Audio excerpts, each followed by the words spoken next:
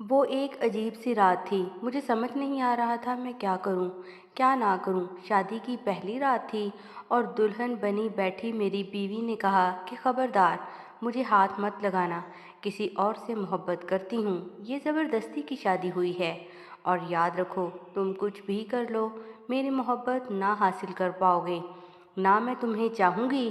اس کی آنکھوں میں آنسو تھے۔ میں حیران و پریشان پاگلوں کی طرح اسے دیکھنے لگا اور سوچنے لگا کہ یہ کیا ہو گیا ہے۔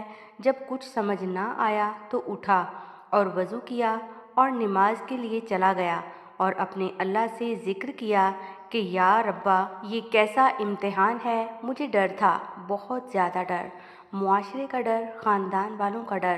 میں ایک مڈل کلاس فیملی سے تعلق رکھتا ہوں اور ایسی اونچ نیچ پر ہمارے ہاں عزت کا جلوس نکل جاتا۔ مختلف سوچیں آ جا رہی تھیں کہ اگر یہ صبح گھر گئی اور واپس نہ آئی تو میری عزت کا کیا ہوگا۔ کیا پتہ یہ اپنے گھر میں یہ ہی نہ کہہ دے کہ یہ نامرد ہے، اس سے شادی ختم کرواؤ۔ ایک بار تو سوچا کہ زبردستی کرتا ہوں، گناہ نہیں، میرے نکاح میں ہے، مگر میرا دل نہیں مانا۔ میں نے اس سے بات کرنا چاہی، مگر مجھے گوارا نہ ہوا کہ میں اس عورت کی منت کروں جس نے مجھے یوں ٹھکرا دیا۔ اگر اسے کسی اور سے محبت تھی تو نکاح کے لیے ہاں ہی نہ کرتی، یا مجھے ہی بتا دیتی، میں اس سے خود رشتہ ختم کر دیتا، بات شادی تک بڑھتی ہی نہ۔ میں متوسط طبقے سے تعلق رکھنے والا آدمی شادی پر ساری جمع پونجی لگا چکا تھا۔ خیر، صبح وہ اپنے گھر چلی گئی، کوئی بات نہیں ہوئی، 3 دن تک کوئی ہلچل نہیں ہوئی۔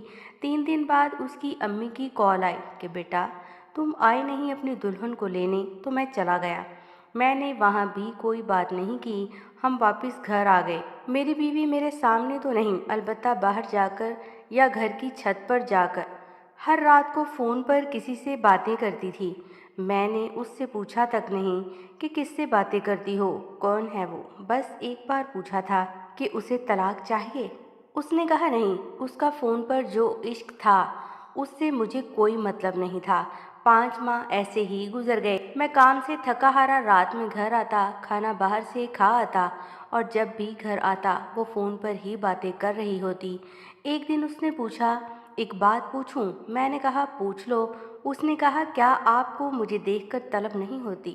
میں نے کہا شادی سے پہلے بھی تو کنٹرول ہی تھا، تو تمہیں کیا لگتا ہے کہ اب نہیں ہو سکے گا؟ مگر اس رات بات کچھ اور تھی۔ میں سویا ہوا تھا کہ میرے موبائل کی گھنٹی بجی۔ فون میری دوست کا تھا۔ اس نے مجھ سے کہا کہ تمہاری بیوی کسی اور مرد کے ساتھ فلانے ہوٹل پر بیٹھی ہے۔ مجھے پہلے تو یقین نہ آیا، لیکن جب اپنی بیوی کو گھر نہ پایا تو بے حد غصہ آیا، اتنا کہ مجھے اپنا دماغ پھٹتا ہوا محسوس ہوا۔ میں نے اس کی عزت رکھی، میں ہوٹل کی طرف چل دیا۔ وہاں اس کو کسی غیر مرد کے ساتھ بیٹھا دیکھا تو آواز دی اور کہا کہ چلو گھر چلو۔ وہ چپ چاپ گھر آ گئی۔ گھر لا کر اسے میں نے انتہائی زوردار تھپڑ مارا کہ میری انگلیاں اس کے منہ پر چھپ سی گئیں، اور اس کو بولا اب تم اپنے گھر دفع ہو جاؤ، آج سے میری طرف سے آزاد ہو، جب تمہیں طلاق چاہیے ہو تو کہہ دینا، مگر میرے ساتھ میرے گھر میں تم ہرگز نہیں رہ سکتی۔ وہ عورت یعنی میری بیوی آج بھی اپنے میکے گھر میں ہے۔ طلاق نہیں مانگی اس نے، اور ہاں جس کے عشق میں وہ پاگل تھی۔ ایک دن روتے ہوئے اس کی کال آئی تھی کہ مجھے اپنے نام سے محروم نہ کرنا، بس بھلے ہی مجھے اپنے پاس جگہ نہ دو لیکن طلاق مت دینا، بس ایک آخری خواہش پوری کر دو۔ میں نے اس کی خواہش کا احترام کیا، اس کو طلاق نہیں دی۔ اس کے بعد 3 سے 4 سال لگے خود کو نارمل انسان بنانے میں، عورت پر یقین کرنے میں کہ ہر عورت ایک جیسی نہیں ہوتی۔ پھر آخر میں نے دوسری عورت سے شادی کر لی۔ اب الحمدللہ میرے 3 بچے ہیں۔ میری یہ دوسری بیوی بہت ہی نیک نکلی۔ پتہ نہیں وہ 2-3 سال جو میں نے حوصلے سے گزارے، میں ذرا سا بھی پریشان ہو جاؤں تو میری بیوی کی نیندیں اڑ جاتی ہیں۔ اس کو مجھ سے عشق کی حد تک پیار ہے، اور بے انتہا عشق۔ بعض دفعہ تو میں جھنجھلا سا جاتا ہوں اور اس سے جھگڑ پڑتا ہوں کہ اللہ کی بندی، میں دودھ پیتا بچہ نہیں، ایک وہ پہلی عورت، ایک یہ عورت، میں تو وہی تھا، وہی ہوں۔ میری پہلے والی بیوی سنا ہے کہ اب پاگل ہو چکی ہے، میرے نام لکھ لکھ کر چومتی رہتی ہے اور گلیوں میں پھرتی رہتی ہے، اسے اپنے ہوش ہی نہیں رہے۔